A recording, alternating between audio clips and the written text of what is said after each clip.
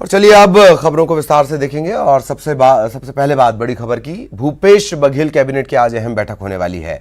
इसमें विधानसभा सत्र में पेश किए जाने वाले विधेयकों को मंजूरी दी जा सकती है। कल से 2 दिन का विधानसभा का विशेष सत्र भी शुरू हो रहा है। इन विधेयकों को चर्चा के लिए इसमें रखा जाएगा। दरअसल राज्य सरकार केंद्र के 3 नए कृषि कानून का विरोध कर रही है और इसकी जगह अपना कानून लाने की तैयारी में है।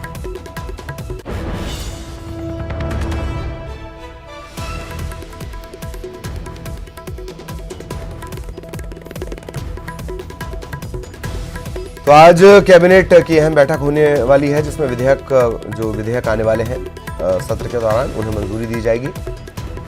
आपको बता दें कि राज्य सरकार अपने कानून लेकर आएगी। जो कृषि कानून 3 केंद्रीय कृषि कानून है,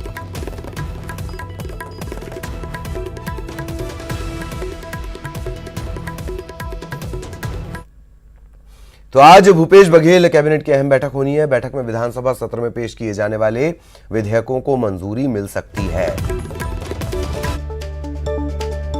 इसके अलावा धान खरीदी की तैयारियों को अंतिम रूप दिया जाएगा। तात्कालिक विषयों के तहत जल जीवन मिशन, ठेका विवाद, चिप्स द्वारा पेनल्टी में छूट और अन्य विषयों पर चर्चा कर सहमति बनाने की कोशिश की जाएगी। धान खरीदी को लेकर सारी तैयारियों की समीक्षा की जाएगी। केंद्र के कानून के खिलाफ छत्तीसगढ़ के कानून को भी अंतिम रूप दिया जाएगा। सहयोगी सुरेंद्र इस वक्त हमारे साथ जुड़े हुए हैं। सुरेंद्र, ये तमाम जानकारी पूरे विस्तार से।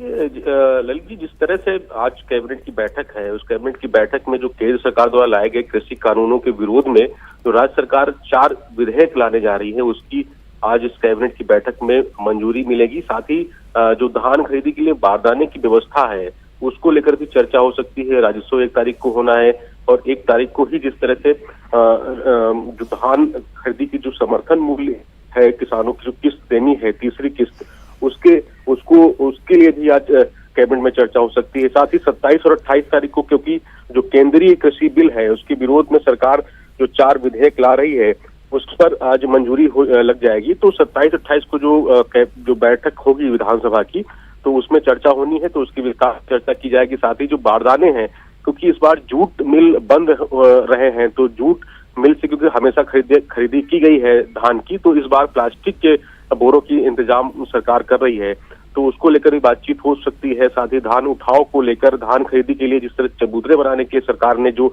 निर्देश दिए थे उसकी क्या व्यवस्थाएं हैं, क्योंकि 1 दिसंबर से धान खरीदी हो सकती है, हालांकि उसकी भी आज चर्चा होगी इस कैबिनेट की बैठक। साथ ही जो 1 नवंबर को राजस्व होना है, तो उसमें इस तरह से राहुल गांधी को निमंत्रण दिया गया है, तो वहां पर किस तरह की व्यवस्थाएं हैं, क्योंकि 1 तारीख को जो है 5700 करोड़ जिस तरह से देने की बात किसानों को ये कांग्रेस सरकार ने की थी, तो उसमें तीसरी किस्त जो है वो देनी है, तो उसके लिए भी राज्य सरकार जो है 1000 करोड़ का कर्ज उसने लिया है। तो कल वो कर्ज की जो राशि है 1000 करोड़, तो उसके लिए भी जो है जो प्रतिपूर्ति जो होती है जो रिजर्व बैंक की, उसमें उसका जो ऋण है उसके लिए भी आज कैबिनेट की बातचीत होगी। तो और साथ ही जिस तरह से, क्योंकि धान खरीदी को लेकर एक बड़ा सवाल है, क्योंकि धान खरीदी के लिए जो बोरे की व्यवस्था है, बारदाने की व्यवस्था है, उसको लेकर चर्चा होगी। साथ ही जो 27-28 विधानसभा का सत्र शुरू हो रहा है, विशेष सत्र, उसमें जो कैबिनेट जो नए कृषि बिल के लिए जो 4 संशोधन विधेयक लाने हैं, तो उसकी मंजूरी आज कैबिनेट की बैठक में लगेगी।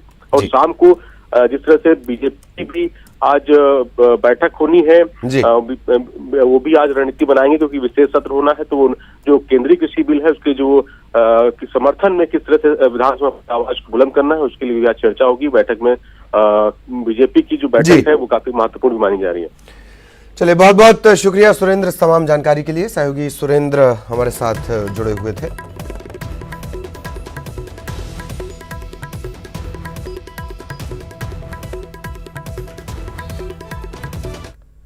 और धान खरीदी पर मंत्रिमंडलीय उप समिति की बैठक जल्द होगी। खाद्य मंत्री अमरजीत भगत की अध्यक्षता में बैठक होगी। इसमें धान खरीदी की तारीख और बारदाने को लेकर रणनीति बनेगी। धान खरीदी की तारीख अब तक तय नहीं है।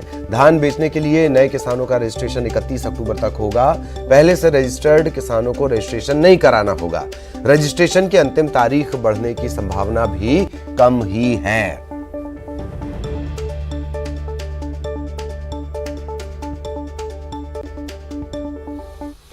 और मरवाही उपचुनाव से ठीक पहले मंत्री जयसिंह अग्रवाल का बड़ा बयान सामने आया है। न्यूज 18 से बात करते हुए जयसिंह अग्रवाल ने कहा कि जोगी कांग्रेस के 90% पदाधिकारी और कार्यकर्ता कांग्रेस में शामिल हो चुके हैं। अब जोगी कांग्रेस के बाकी विधायकों के अलावा रेणु जोगी खुद भी कांग्रेस में आना चाहती हैं। उन्होंने कहा कि चुनाव के बाद जोगी कांग्रेस का अस्तित्व खत्म हो जाएगा।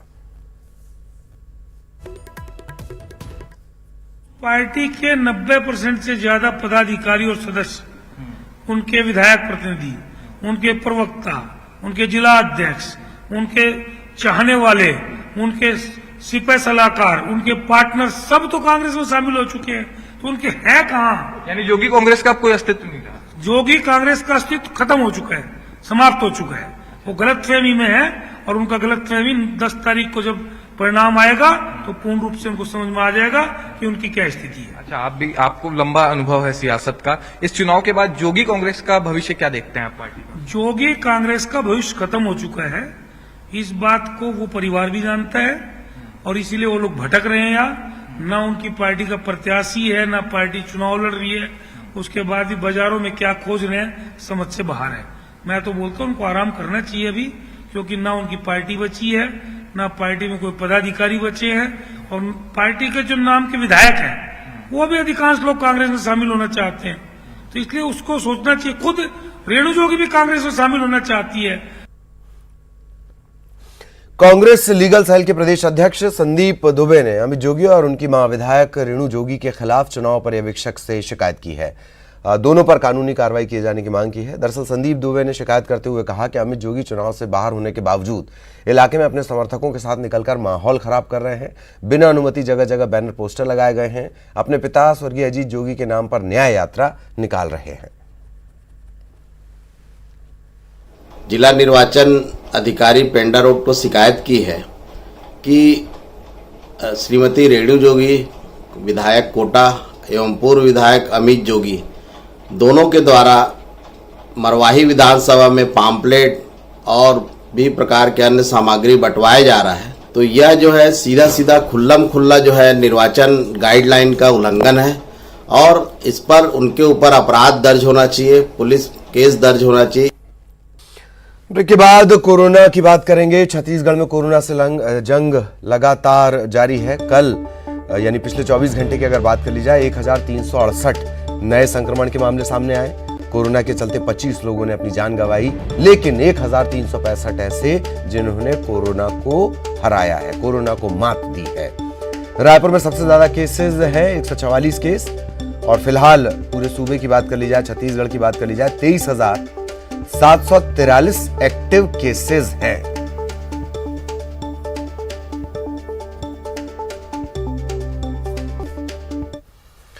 कोरबा के करतला थाना इलाके में लापता युवक की हत्या के मामले में पुलिस ने सुमरलोट गांव के 14 लोगों को गिरफ्तार किया है। लापता युवक की जंगल में सुअर के शिकार के लिए बिछाकर जो बिजली के तार रखे गए थे उसकी चपेट में आ गया था। इसके बाद ग्रामीणों ने लाश को दफना भी दिया था। इस मामले में 10 अन्य आरोपियों की अभी तलाश जारी है।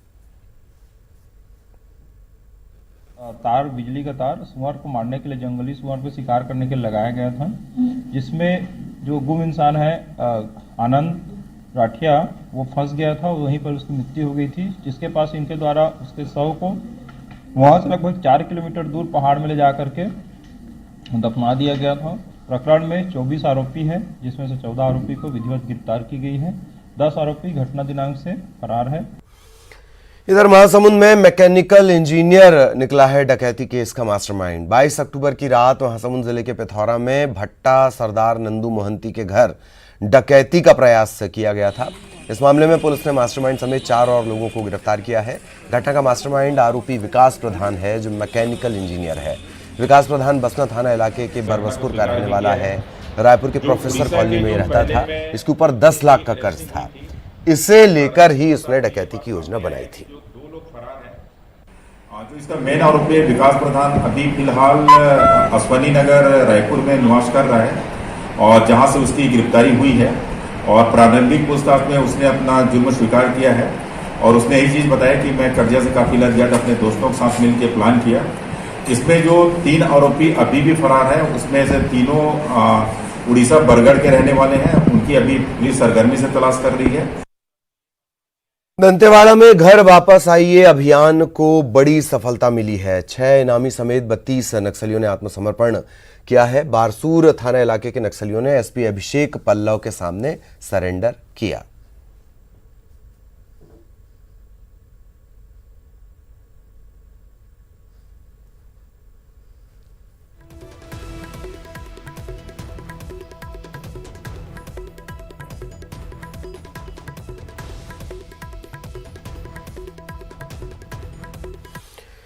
छत्तीसगढ़ में असत्य पर सत्य की विजय का पर्व विजयादशमी मनाया गया। हालांकि कोरोना के चलते रावण दहन का आयोजन कई जगहों पर फीका रहा। कोरोना गाइडलाइंस के तहत इस बार सिर्फ 10 फीट तक के रावण दहन की अनुमति थी।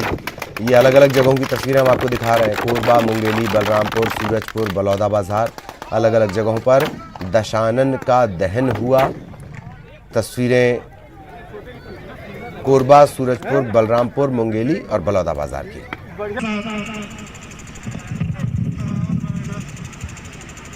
तो अलग अलग जगहों की तस्वीरें भी आई हैं। अलग अलग जगहों पर रावण दहन हुआ।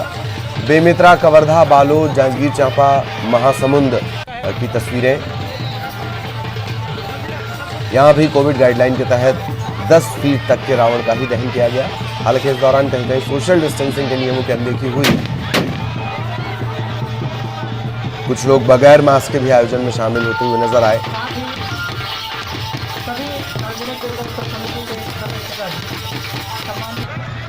वहीं मुख्यमंत्री भूपेश बघेल ने अपने निवास में विजयादशमी के मौके पर शस्त्र पूजन किया। मुख्यमंत्री ने इस मौके पर वहां मौजूद अधिकारियों, कर्मचारियों समेत पूरे प्रदेशवासियों को विजयादशमी की शुभकामनाएं दी।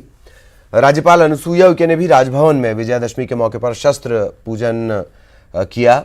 इसके अलावा राजधानी के पुलिस अधिकारियों ने भी शस्त्र पूजन किया। बेमित्रा और कोरबा जिले में शस्त्र पूजन हुआ। हवाई फायरिंग भी की गई।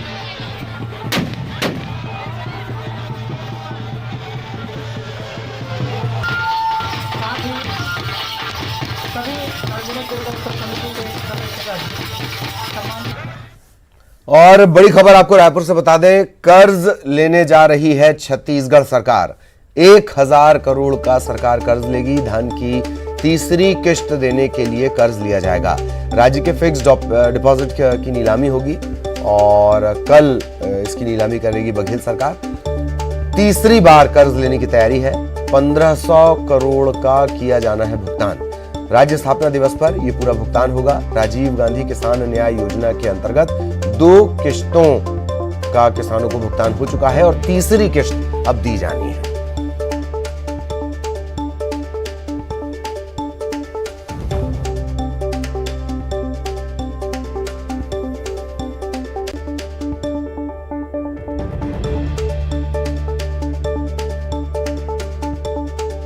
तो 2 किश्तों का भुगतान हो चुका है, अब तीसरी किश्त दी जानी है। राजीव गांधी किसान न्याय योजना, और इसी के चलते सरकार कर्ज लेगी 1000 करोड़ का कर्ज।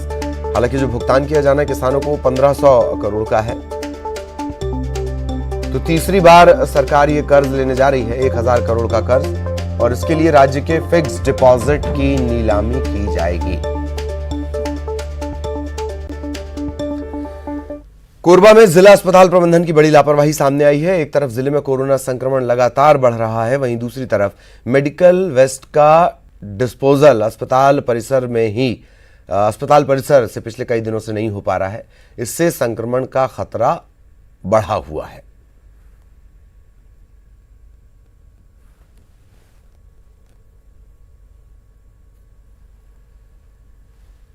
ये बायोमेडिकल वेस्ट है। हॉस्पिटल में जो वेस्ट निकलता है नहीं, ये वहाँ का आइसोलेशन वार्ड के जो वहाँ के कर्मचारी लोग जो पैन के उपयोग करने के बाद यहाँ रखते हैं। हाँ। और ये क्यों नहीं उठ रहा ये मुझे भी नहीं पता, क्योंकि कई बार मैंने अपने ऊपर जो भी है अपने इंचार्ज को बता चुका हूँ। धमतरी शहर में आजकल एक नए खतरे का सामना करना पड़ रहा है। शहर में हरे भरे पेड़ों पर लूपर इल्ली का अटैक हुआ है। ये इल्लियां कुछ ही घंटों में बड़े बड़े पेड़ की हरी पत्तियां सफाचट कर जाती हैं। फिलहाल ये इल्लियां गुलमोहर और मुनगा के पेड़ों को निशाना बना रही हैं। स्थिति को देखते हुए नगर निगम ने कृषि विभाग से फौरन मदद मांगी है।